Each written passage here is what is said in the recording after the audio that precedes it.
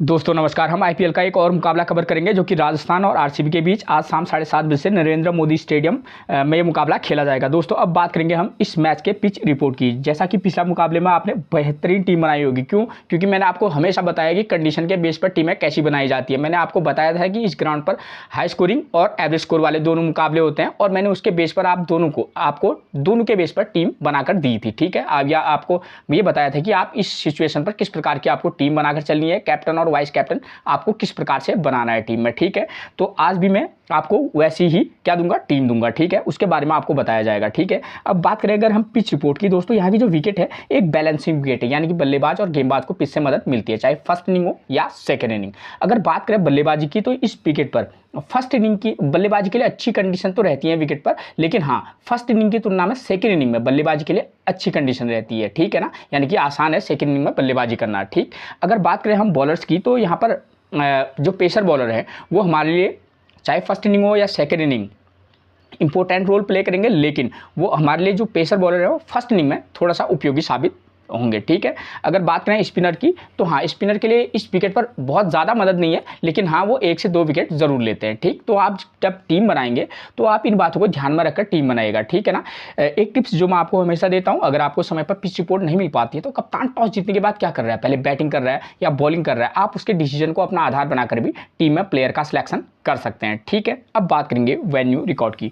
Venue record की बात करें, इस ग्राउंड पर अब तक टोटल 33 T20 मुकाबले खेले गए, जहाँ बैटिंग फर्स्ट करने वाली टीम 14 बार तो वहीं बैटिंग सेकंड करने वाली टीम 19 बार यहाँ अपने मुकाबले जीती है। ठीक है, और एवरेज स्कोर की बात करें वो रहा है 160। अगर 33 मुकाबलों में 160 अगर एवरेज स्कोर है तो आप समझ सकते हैं कि हाँ फर्स्ट इनिंग में भी बल्लेबाज के लिए अच्छी कंडीशन रहती है। और मैंने आपको पहले भी क्लियर कर दिया है, इस ग्राउंड पर 2 प्रकार के मुकाबले होते हैं, या एवरेज स्कोर वाले मुकाबले या हाई स्कोर वाले। ठीक है, तो मैं उन दोनों के बेसिस पर आज भी आपको टीम बना कर दूंगा। ठीक है, ये समझाऊंगा कि भाई हम किस प्रकार की टीम बना के चल सकते हैं। ठीक है, ये है ओवरऑल रिकॉर्ड। तो इसके बेस पर भी क्लियर है कि जो टीम बैटिंग सेकंड करेगी उसके जीतने के चांसेस काफ़ी हाई रहेंगे। लेकिन दोस्तों आपको किसी प्रकार की कोई दिक्कत ना हो इसके लिए मैं हमेशा करंट का रिकॉर्ड लेकर आता हूँ।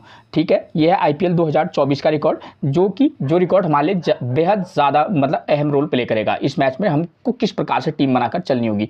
आईपीएल 2024 में अब तक इस ग्राउंड पर टोटल 6 T20 मुकाबले खेले गए, जहाँ बैटिंग फर्स्ट करने वाली टीम 1 बार तो वहीं बैटिंग सेकंड करने वाली टीम 5 बार अपने मुकाबले जीती है, और एवरेज स्कोर एक बार फिर से 160 का है। ठीक है, तो देखिए 6 में से अगर 5 बार बैटिंग सेकंड करने वाली टीम जीत रही है तो हाई चांसेस है कि जो टीम बैटिंग सेकंड करेगी उसके जीतने के चांसेस 100 में से 99% वो जीत सकती है। ठीक है, और मैच जीतना कई फैक्टर पर भी निर्भर करता है। एक तो भाई अब तक इस ग्राउंड पर जो मुकाबले हुए हैं किस प्रकार के हुए हैं, दोनों टीमें कौन कौन सी खेल रही हैं, उनके प्लेयर किस टीम के प्लेयर ज़्यादा फॉर्म में। ठीक है ना, ठीक, और आपको ये भी ध्यान देना होगा कि भाई खासतौर पर बॉलर सेक्शन में कि भाई जो बॉलर हैं खासतौर पर ओपनर जो बॉलर हैं, क्योंकि पावर प्ले में लगभग यहाँ पावर प्ले में चाहे कैसा भी हो 1 से 2 विकेट निश्चित तौर पर गिरते हैं। ठीक है, तो इन चीज़ों को आपको ध्यान में रखकर टीम बनानी होगी। ठीक है, अगर 6 में से 5 बार बैटिंग सेकंड करने वाली टीम जीत रही है तो अगर आप ज़्यादा टीम बना रहे हैं तो आप उसमें से 1-2 टीमें जो है बैटिंग फर्स्ट के फेवर में भी बनाकर चल सकते हैं, वरना हाँ हमारा झुकाव वो होगा जो टीम बैटिंग सेकंड करेगी हम उसके फेवर में टीम बनाकर चल सकते हैं। ठीक, उसके बाद बात करेंगे इन 5 मुकाबलों में इन 6 मुकाबलों में टोटल अब तक 67 विकेट गिरे हैं, चाहे फर्स्ट इनिंग में 41 तो वहीं सेकंड इनिंग में 26 विकेट गिरे हैं। ठीक हो गया, यानी कि कहीं ना कहीं इस रिकॉर्ड को देखकर हम कह सकते हैं कि फर्स्ट इनिंग में हमारे लिए बॉलर जो है वो इंपॉर्टेंट रोल प्ले करेंगे। अब बात करेंगे कि भाई बॉलर विकेट तो ले रहे हैं, वो कौन से बॉलर हो सकते हैं। ठीक है, देखिए यहाँ फर्स्ट इनिंग में पेसर ने अब तक 26 विकेट तो वहीं स्पिनर ने 12 विकेट लिए हैं, और सेकेंड इनिंग में पेसर ने 19 विकेट और स्पिनर को महज 8 विकेट मिले हैं। यानी कि कहीं टोटली अगर रिकॉर्ड देखें तो जो टीम बॉलिंग फर्स्ट कराएगी हम उसके पेसर और स्पिनर, ठीक है, उनका कॉम्बिनेशन बनाकर भी चल सकते हैं, और सेकंड इनिंग में हमारे लिए जो इस पेसर है वो एक बार फिर से इंपॉर्टेंट रोल प्ले करेंगे। देखिए दोस्तों ये एक रिकॉर्ड है। ठीक है, मैचेस जो होते हैं थोड़ा सा अलग होते हैं, क्योंकि मैचेस में कहीं पर क्या होता है कि फर्स्ट इनिंग में कभी 6 विकेट गिरते हैं और सेकेंड इनिंग में किसी मैच में 2 विकेट गिरते हैं और किसी मैच में 5 विकेट गिरते हैं, तो हमको उस प्रकार से बॉलर का सिलेक्शन करना होगा। वो आगे मैं जब आपको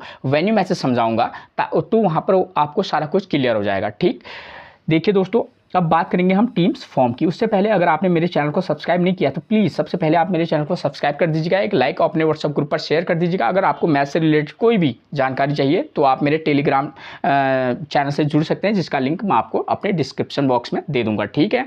अब बात करेंगे प्लेयर्स फॉर्म की। प्लेयर्स फॉर्म की बात करें तो मैंने उन प्लेयर्स को लिया है जिनकी फॉर्म करंट में अच्छी है, ठीक, या जिन्होंने बहुत मैक्सिमम मैचेस में अच्छा प्रदर्शन किया है, खासतौर पर करंट का फॉर्म इनका अच्छा है।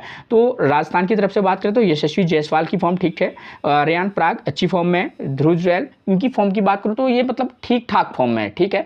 आप इनको चाहे तो पिक भी कर सकते हैं और किसी में आप ड्रॉप करके चल सकते हैं। उसके बाद बात करें युजवेंद्र चहल, इनकी फॉर्म अच्छी है, और आवेश खान की फॉर्म ठीक ठाक है, ठीक है।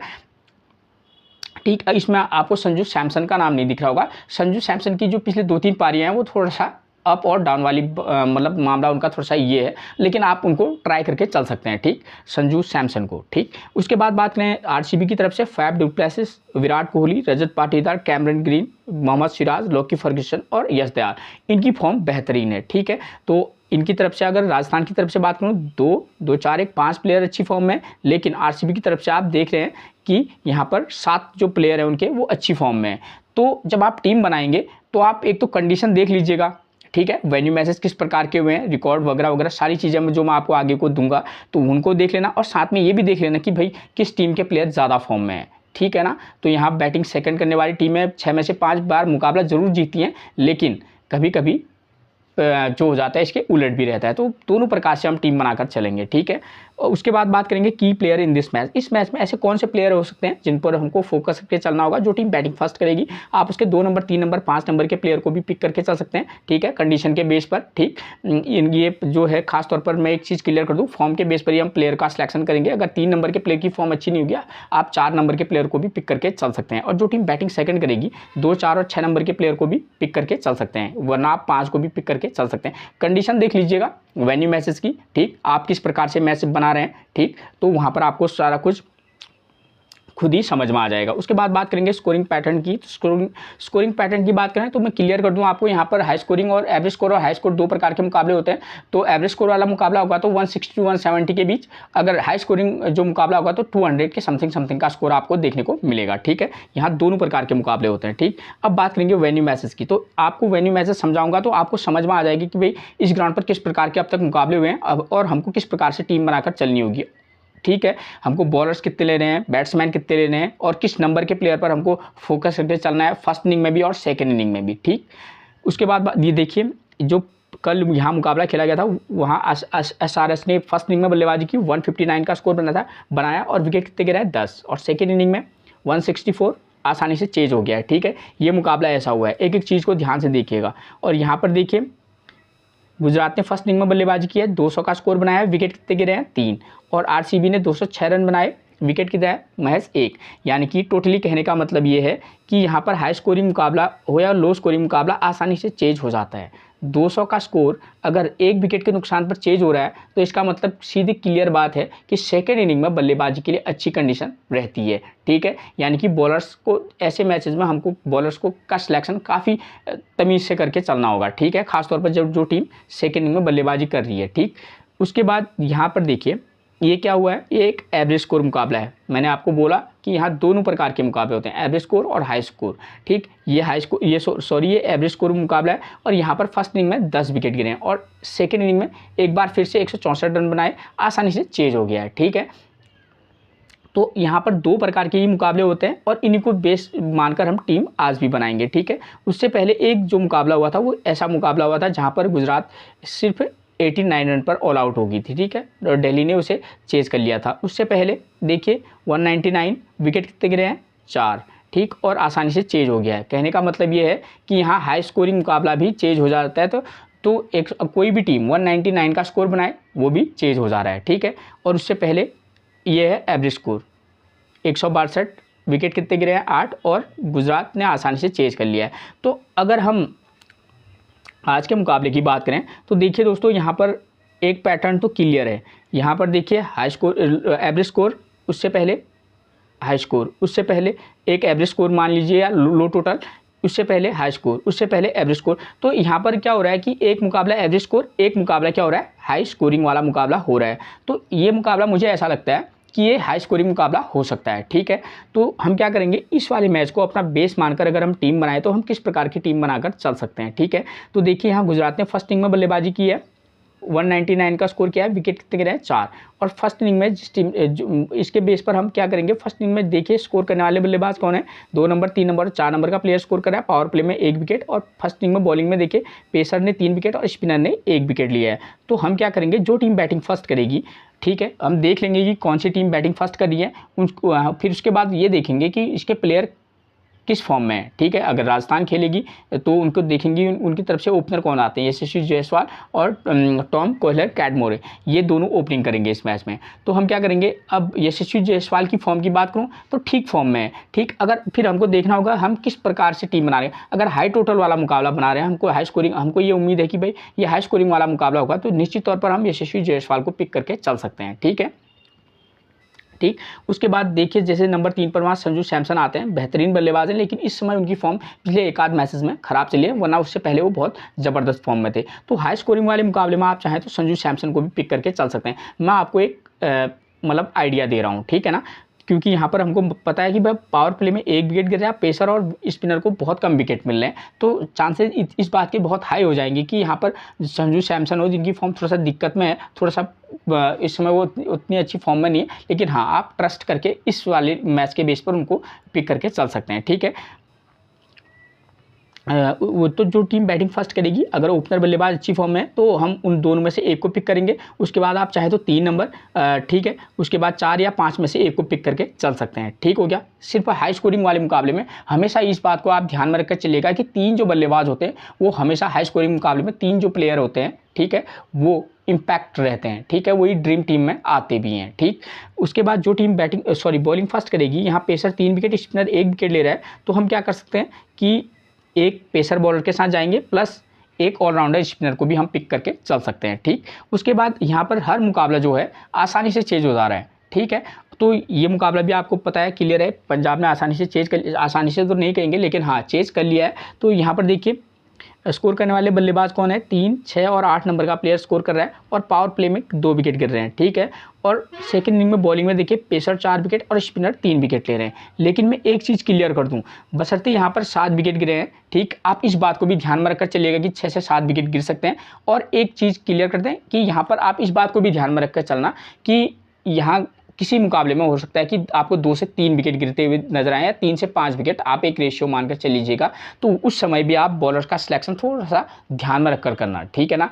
तो अगर आप यहाँ एक बार फिर से हम क्या करेंगे, इस वाले मुकाबले में अगर हमको बॉलर को पिक करना होगा तो हम क्या करेंगे, जहाँ 7 विकेट गिर रहे हैं तो हम एक पेसर एक स्पिनर, रेगुलर स्पिनर के साथ जाएंगे, प्लस एक ऑलराउंडर पेसर या ऑलराउंडर पेसर हमारे लिए ज़्यादा इंपॉर्टेंट रोल प्ले करेगा। ठीक है, तो उसके साथ जा सकते हैं। और अगर मान लीजिए हम ये मान के चलेंगे कि यहाँ 3 से 5 विकेट गिर रहे हैं, तो उस कंडीशन में हम क्या करेंगे, एक पेसर प्लस एक ऑलराउंडर स्पिनर के साथ जा सकते हैं, या ऑलराउंडर पेसर के साथ भी जा सकते हैं। ठीक है, उस कंडीशन में हम जो रेगुलर स्पिनर होगा उसको टीम से आउट करके चल देंगे। ठीक है, तो ये चीज़ आपकी क्लियर होगी। ठीक, तो इस कंडीशन अगर मान लीजिए 7 विकेट गिरेंगे तो हम क्या करेंगे, तो आप चाहे तो ओपनर में देख लीजिएगा 1, 2, 3 में से एक प्लेयर को पिक करके चलना, ठीक है ना।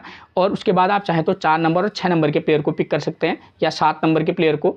ठीक, क्योंकि 6 और 7 नंबर का प्लेयर हमारी टीम में लगभग रहता ही है, क्योंकि हम एक ऑलराउंडर प्लेयर को तो लेकर चलते ही हैं, तो उस पर बात करना ज़्यादा अहम नहीं रहेगा। ठीक, अगर मान लीजिएगा अगर आपको लगेगा कि भाई सेकेंड इनिंग में 3 से 5 विकेट गिर सकते हैं, तो उस कंडीशन में आप ओपनर, अगर उनके दोनों ओपनर अच्छी फॉर्म में है तो दोनों ओपनर को पिक करके चलना। उसके बाद 3 नंबर या 4 नंबर का प्लेयर लगातार अच्छी फॉर्म में है, तो आप निश्चित तौर पर 4 और 5 नंबर को लगातार आप 1, 2, 3, 4 या 4, 5 को लगातार पिक करके भी चल सकते हैं। ठीक है, वरना 2 नंबर, 4 नंबर, 5 नंबर इस तरीके का कॉम्बिनेशन भी बनाकर चल सकते हैं। ठीक, अलग अलग आप ये देख लीजिएगा कि भी फॉर्म अच्छी है तो आप निश्चित तौर पर 3, 4, 5 नंबर को लगातार भी पिक करके चल सकते हैं। ये मेरा आपको एक कहने का मतलब है। ठीक है, अब बात आती है कैप्टन और वाइस कैप्टनसी की, तो वहाँ पर हम क्या करेंगे, क्लियर है, यहाँ पर हाई स्कोरिंग मुकाबला है, तो यहाँ पर हमारे लिए जो बल्लेबाज हैं वो इंपॉर्टेंट रोल प्ले कर सकते हैं। ठीक है, तो यहाँ पर देखिए फर्स्ट इनिंग से अगर आप चाहें तो फर्स्ट इनिंग से भी आप वाइस कैप्टनसी और कैप्टनसी का सिलेक्शन कर सकते हैं,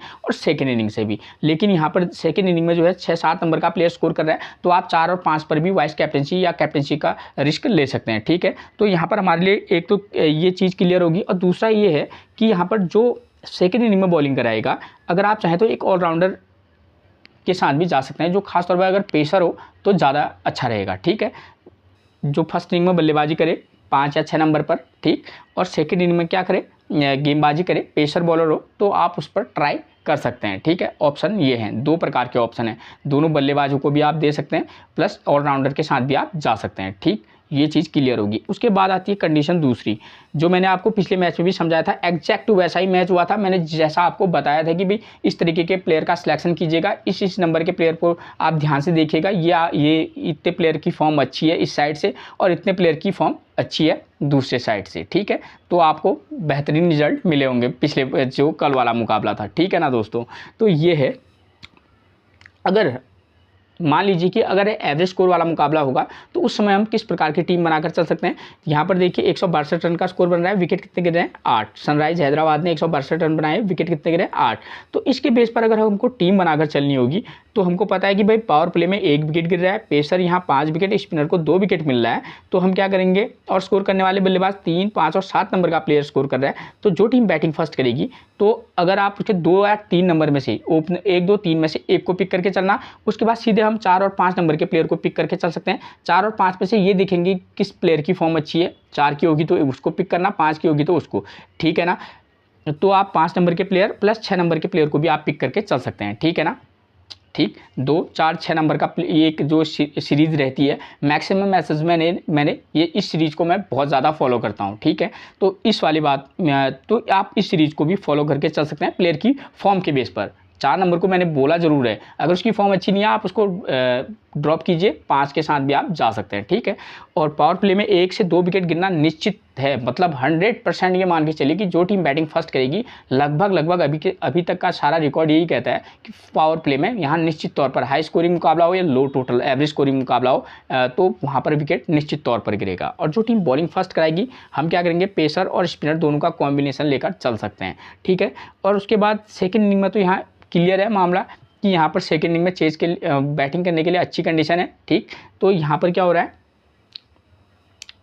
कि भाई आसानी से चेज हो जा रहा है, पावर प्ले में 1 विकेट और पेसर 1 विकेट, स्पिनर को 2 विकेट मिल रहे हैं। तो हम क्या करेंगे, जो टीम बैटिंग सेकंड करेगी हम चाहें तो उसको लगातार, अगर उसके प्लेयर अच्छी फॉर्म में तो उनको पिक करके चल सकते हैं, ठीक है। और दोनों ओपनर को, उसके बाद 3 और 4 नंबर के प्लेयर को भी पिक करके चल सकते हैं अगर, ठीक है। अगर प्लेयर की फॉर्म अच्छी नहीं होगी तो आप 1 नंबर, 3 नंबर और 5 नंबर के साथ भी जा सकते हैं, ठीक है। आप देख लीजिएगा कि कौन सी टीम बैटिंग सेकंड कर रही है और अपोजिशन में जो बॉलिंग करा रही है उसके बॉलर किस फॉर्म में है, ठीक है। क्योंकि फॉर्म एक अलग चीज़ है, विनिंग मैसेज एक पिच अलग चीज़ है, ठीक है। अगर फॉर्म बॉलर की अच्छी है तो निश्चित तौर पर विकेट ले या ना ले बल्लेबाज को परेशान निश्चित तौर पर करेगा, ठीक है। तो ये चीज़ आपकी क्लियर होगी। अब बात करेंगे कैप्टनसी और वाइस कैप्टनसी की इस मैच के बेस पर। तो यहाँ पर एक चीज़ क्लियर है कि जो टीम बैटिंग सेकंड करेगी उसके बल्लेबाज को आप उसको क्या कर सकते हैं, वाइस कैप्टनसी दे सकते हैं। और एक बॉलर को भी आप वाइस कैप्टनसी दे सकते हैं, वो भी खास तौर पर पेसर बॉलर को। तो आप इस बात को ध्यान में रखकर चलना, ठीक है।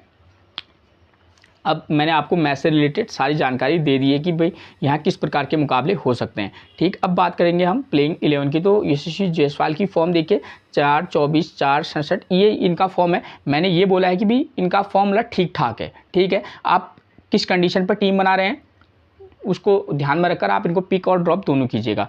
कैट मोरे की बात करें 18, 18, 24 और 9, ये इनका फॉर्म कोई खास चल नहीं रहा है, लेकिन ऐसे मुकाबलों में ही ऐसे जो अननोन प्लेयर होते हैं वो काफ़ी इंपैक्ट छोड़ते हैं। एक मैच में आप इनको मौका देकर जरूर देखिएगा अगर ये बैटिंग सेकंड करें तो, ठीक है। अगर आप ज़्यादा रिस्क लेना चाहेंगे तो टॉम कोहलर, कैट मोरे को सीधे वाइस कैप्टनसी या कैप्टनसी दे देना, क्योंकि इन पर कोई ट्रस्ट नहीं करेगा। मैं आपको क्लियर कर दूं, कैट मोरे बहुत ही बेहतरीन बल्लेबाज हैं, ठीक है, बहुत हार्ड हिटिंग करते हैं। अगर ये चल गए एक तरफा मैच बना सकते हैं, ठीक है। संजू सैमसन पिछले एक आध पारियां इनकी बेकार रही, लेकिन उससे पहले ज़बरदस्त फॉर्म में थे। आप इनको पिक भी करना, अगर किसी मैच में बैटिंग सेकंड करे तो वाइस कैप्टनसी की एक अच्छी चॉइस रहेंगे। रियान पराग, इस बंदे की फॉर्म ज़बरदस्त रही है, ठीक है। अगर ये फर्स्ट इनिंग में थोड़ा सा बल्लेबाजी के लिए उतनी अच्छी कंडीशन नहीं है, अगर आप रिस्क लेना चाहेंगे तो फर्स्ट इनिंग में आप किसी मैच में इनको वाइस कैप्टनसी दे सकते हैं। रवि अश्विन की बात करें तो बॉलिंग से ठीक ठाक फॉर्म में, ठीक है। पिच पर स्पिनर को उतनी बहुत ज़्यादा मदद नहीं है, लेकिन हाँ किसी मैच में आप इनको ट्राई करके चल सकते हैं। क्यों? क्योंकि राजस्थान के जो बल्लेबाज हैं वो उतने अच्छी फॉर्म में है नहीं। तो ध्रुव जुरैल की बात करें तो इनका फॉर्म देखिए दोस्तों, मतलब थोड़ा सा अप और डाउन वाला मामला है, ठीक है।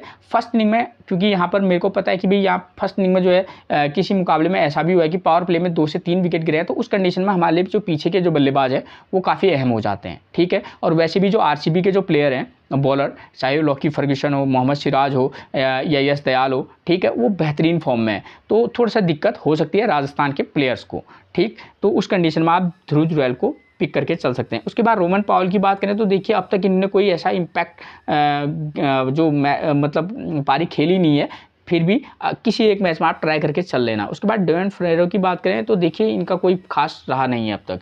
ट्रेंट बोल्ट की बात करें तो 1-1-0-0, ये मतलब एक मैच में 1 विकेट ले रहे हैं, किसी में 0, तो ये इनका कोई फॉर्म के साथ कंटिन्यूटी है नहीं। लेकिन मैं क्लियर कर दूं, मैंने आपको बताया भी है कि यहाँ पर फर्स्ट इनिंग में बॉलर खासतौर पर पेसर हमारे लिए बहुत इम्पैक्ट रोल मतलब इंपॉर्टेंट रहेंगे, जिनका एक इम्पैक्ट रहेगा, तो उस कंडीशन में आप ट्रेंट बोल्ट को पिक करके चल सकते हैं। और सेकेंड इनिंग में बॉलिंग कराएंगे तो किसी में ड्रॉप करके निश्चित तौर पर आप जा सकते हैं। आवेश खान, इनकी फॉर्म अच्छी चल रही है, ठीक है। आप ये एक ट्रस्टेबल प्लेयर इस वाले मुकाबले में हो सकते हैं, ठीक है। तो आप इनको ध्यान में रखकर इनको फर्स्ट इनिंग हो या सेकंड इनिंग हो पिक भी करना, किसी में ड्रॉप भी। संदीप शर्मा की बात करें तो देखिए दोस्तों, इनको आप फर्स्ट इनिंग में तो ट्राई करके चल सकते हैं, लेकिन सेकंड इनिंग में थोड़ा सा रिस्क हो सकता है इनके साथ। युजवेंद्र चहल, देखिए हर मैच में इनका लगभग 1 से 2 विकेट लेते हैं, तो कंडीशन के बेस पर आप इनको पिक भी करना, ड्रॉप भी करना। कंडीशन से मेरा मतलब ये है कि वेन्यू मैसेज जो मैंने आपको समझाए हैं उसके बेस पर आप इनको पिक और ड्रॉप दोनों करके चलिएगा, ठीक है। उसके बाद बात करेंगे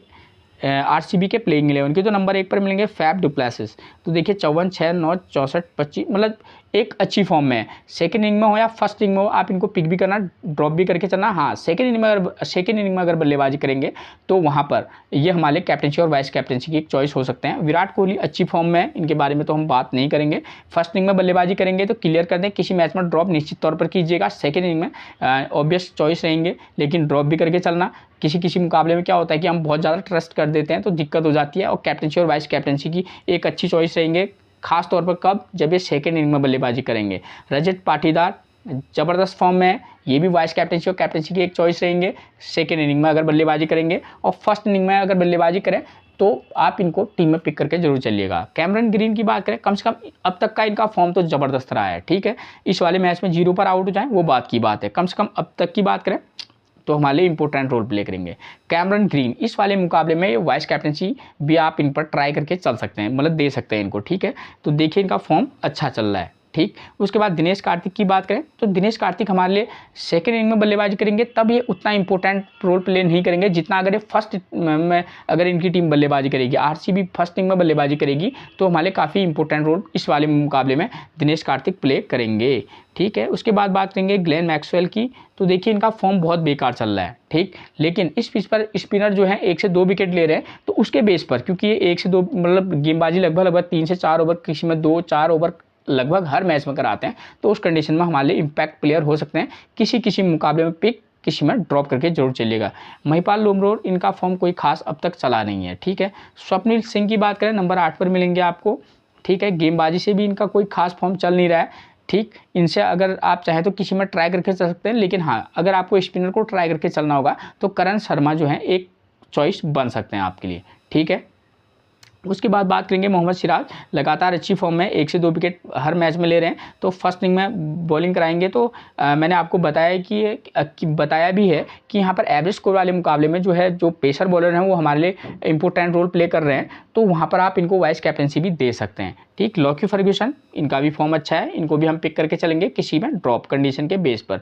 यश दयाल, इस प्लेयर पर किसी का ध्यान नहीं रहता है, लेकिन ये काफ़ी इंपॉर्टेंट प्लेयर रहेगा इस वाले मैच में भी, ठीक है। रिस्क लेना चाहेंगे तो वाइस कैप्टनसी का रिस्क इस प्लेयर पर लिया जा सकता है, ठीक है। तो मैंने आपको मैच से रिलेटेड सारी जानकारी दे दी है। फिर मिलेंगे हम आपसे एक और प्रेडिक्शन के साथ, तब तक के लिए आप सभी को मेरा प्रणाम दोस्तों।